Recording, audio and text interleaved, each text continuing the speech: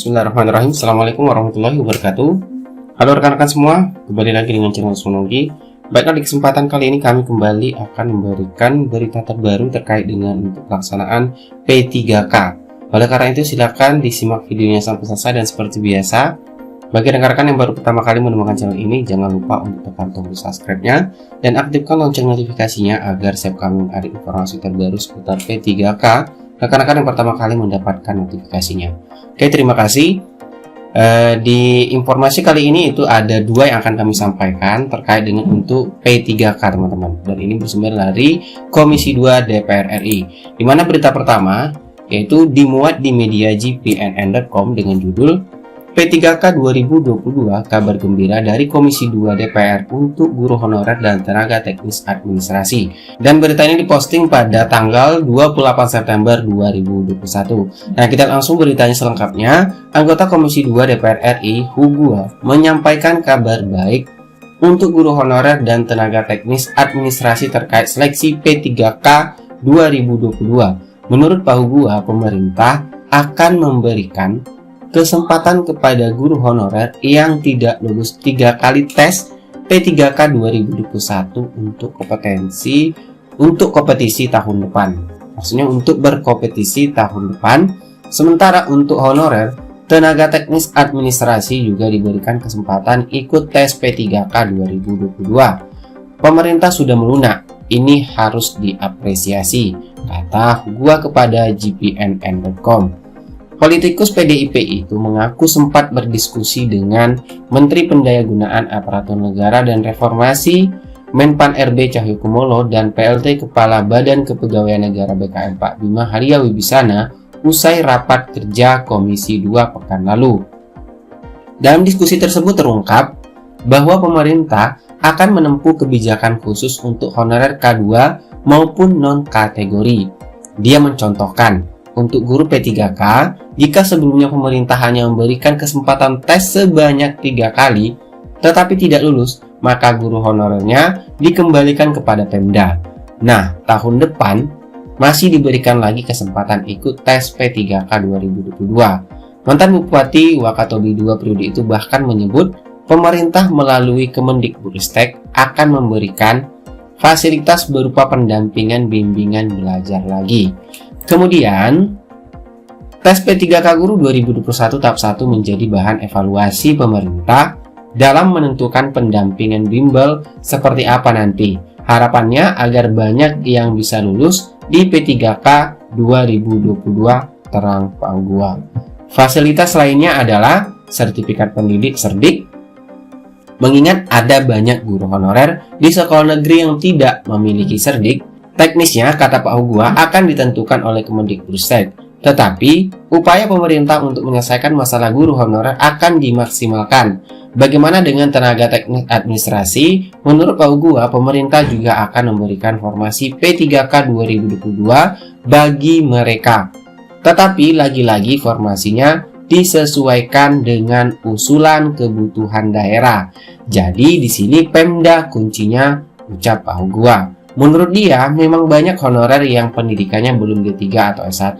Tetapi, jika Pemda mengusulkan dengan alasan masih butuh tenaga teknis administrasi lulusan SMA misalnya, maka bisa segera alokasikan di APBD.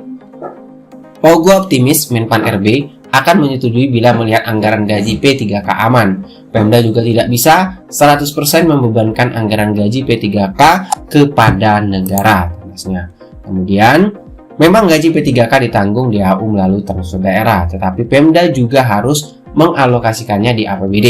Kalau enggak ada itu, bagaimana Menpan RB memberikan formasi P3K tenaga teknis administrasi, pungkas Pak Hugua.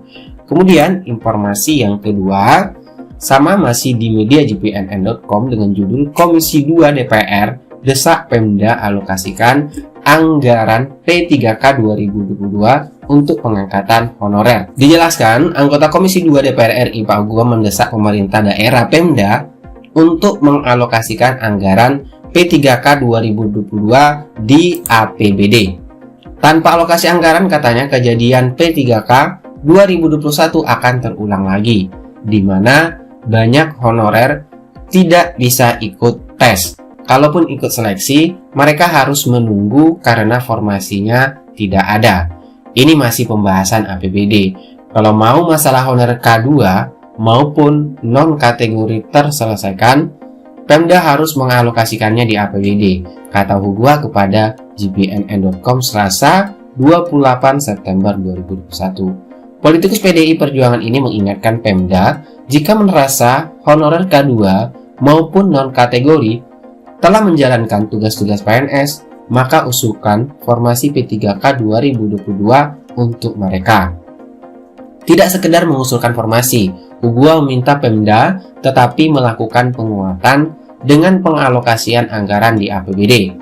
Menpan RB tidak akan berikan formasi kalau melihat tidak dianggarkan di APBD, karena setiap pengangkatan aparatur sipil negara ASN semuanya harus dialokasikan di APBD, tegas mantan Bupati Wakatobi 2 periode ini.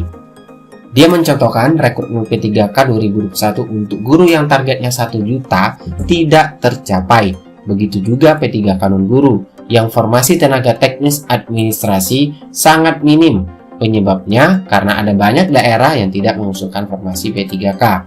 Pemda khawatir gaji P3K akan dibebankan sepenuhnya kepada daerah. Padahal, kata Hugua, sesuai PP Manajemen P3K, gajinya masuk APBN atau APBD melalui dana alokasi umum atau DAU lewat transfer daerah. Selanjutnya, walaupun dialokasikan di DAU, tetapi jika Pemda tidak mengalokasikan anggaran P3K di APBD, bagaimana bisa diberikan formasi oleh Menpan RB, ucapnya. Pak Hugua menegaskan, penyelesaian masalah honorer bukan hanya tanggung jawab pemerintah pusat. Pemda sebagai user seharusnya lebih peduli agar target pemerintah menyelesaikan masalah honorer sampai 2023 bisa tercapai. Baiklah teman-teman, itulah 2 kabar gembira yang kami sampaikan terkait dengan untuk pelaksanaan P3K untuk di tahun 2022. Tentunya ini menjadi kabar baik bagi rekan-rekan kalau seandainya nanti di tahap untuk P3K 2021 ini yang sudah mengikuti tahap 1 sampai tahap 3 tidak lulus, pastinya sudah bisa mengikuti di tahap selanjutnya itu tahun 2022. Begitu juga dengan tenaga teknis administrasi. Tentunya berbagai pihak terus berusaha agar adanya formasi yang disediakan bagi tenaga administrasi seperti itu. Oke, itulah informasi yang dapat kami sampaikan. Wassalamualaikum warahmatullahi wabarakatuh.